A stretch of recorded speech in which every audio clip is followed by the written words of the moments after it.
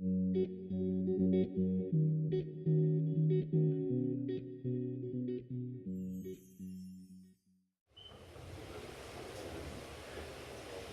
Simon. Thank you, Joe.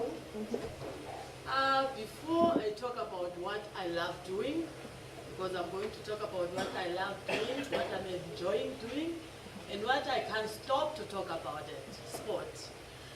There is a quote that I usually say to the parents of the kids that are playing sport. Teach your children how to play, and the happiness will follow. So if you teach your children how to play, then you will see that child is going to be very happy, because all the children love to play. So now I'm going to talk about sport under the foundation, the Karika Foundation. As you can see there, firstly we have Indoni, the girls that are dancing, they are singing, they are enjoying what they are doing.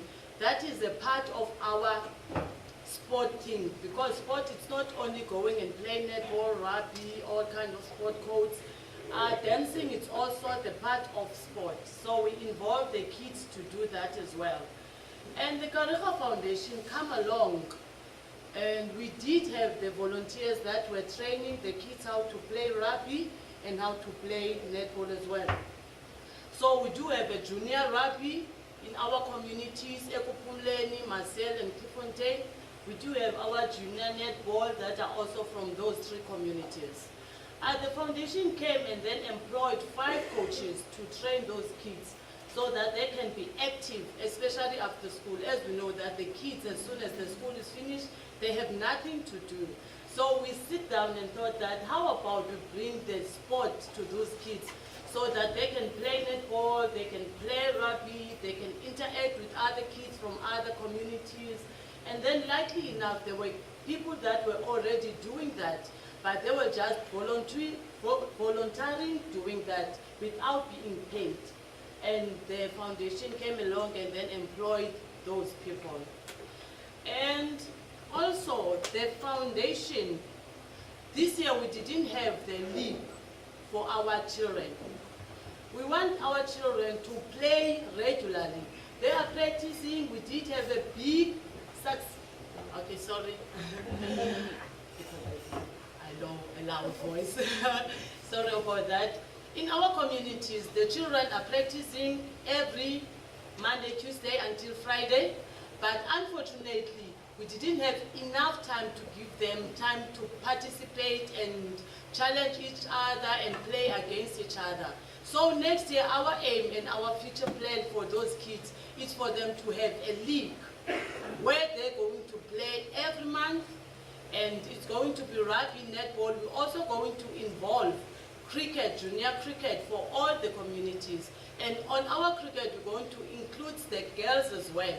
As we know that South Africa wants all the people to be involved in sport. Not there must be a sport code for a certain people like the gender.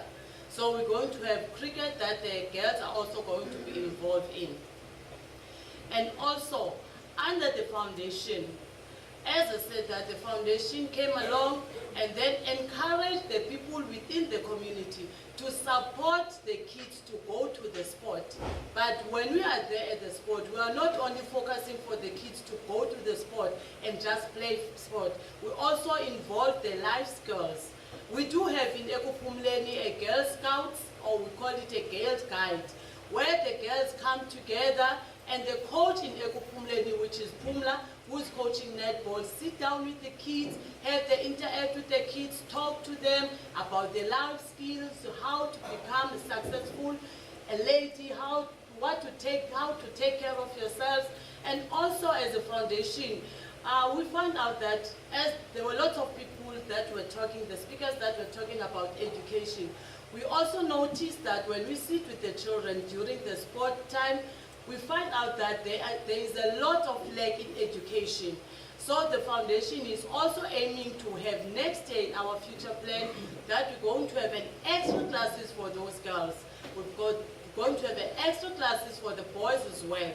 Because as one of the ladies said here, the grade 4 kids, most of them are unable to speak English, they're unable to read. And then I noticed that when I was helping the kids, while studying for their exams, that really some of the grade 5, if you can sit down and listen the way they were reading, or even studying and then asking them questions, it's difficult for them to answer, even though they just read what you are asking them, but they just read the books without understanding what they are reading. So the foundation is also going to involve those extra activities, those extra lessons, those extra classes. So in that, we will also like the volunteers, if there is any. I see that there are lots of volunteers that are helping the schools. So I will go and challenge them as well to come and help me with these girls, because I'm not a teacher. I'm just someone that loves the children, loves to see the children being active. So that is our future plan for the foundation for next year. As I said, firstly, it's the league for those sport codes. And secondly, we want those children to go to the camps where we're going to introduce life skills to them. And thirdly, what we're also going to do is going to involve the organization. I will call it an organization called Cool Play. It's from Cape Town. Lindy is going to help us to bring those guys from Cape Town to come and train our coaches, to come and develop our coaches so that they can know exactly what they're doing. What also foundation I'm grateful for is that they took those foundation coaches to the training so that they can know exactly what they are doing, and also they took them to the umpiring courses as well. And then I met Shona on our way with the sport. As you will see on the introduction of myself in the piece of paper, that I'm a netball player as well. So I'm playing for Vintage Girls Netball Club, which is here in Ekupumleni. The Vintage Girls, it's a senior netball team, which is a challenge with us, especially the black people.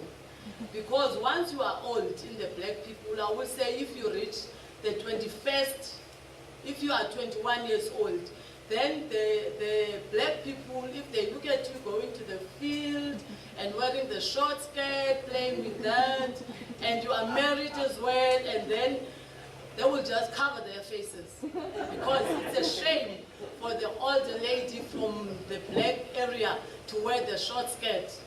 But I'm proud of those girls there. We're all mothers. Only 2 that are not mothers there. All of us are mothers.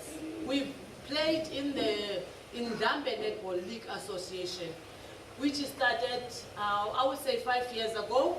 From all the leagues, we were on top. We participate in Championship League Netball under Sarah Batman, where we participate and compete with more than 15 teams from all the communities, and there we also succeeded. We've got lots of medals, and what I love about these girls is that in our township, we don't have a proper netball court, but that didn't stop us from performing and doing our best. And because of these girls, now we do have the juniors that are looking up to us. And through foundation, we're planning and hoping that those juniors one day will be playing for Sarah Batman, will be playing for Eastern Cape. And from those girls that you see, the vintage girls, there were 2 players that were selected to go and participate and go into trials for Eastern Cape Netball. And also there were 2 ladies that went and participated on trials for Brutal Fruit Netball Association. So if you follow netball, then you will see that if you are on one of the players that are selected to go and trial on the Brutal Fruit, which means you are, at least your performance as netball player is up there.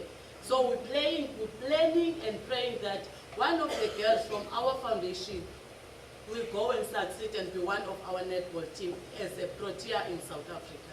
Thank you.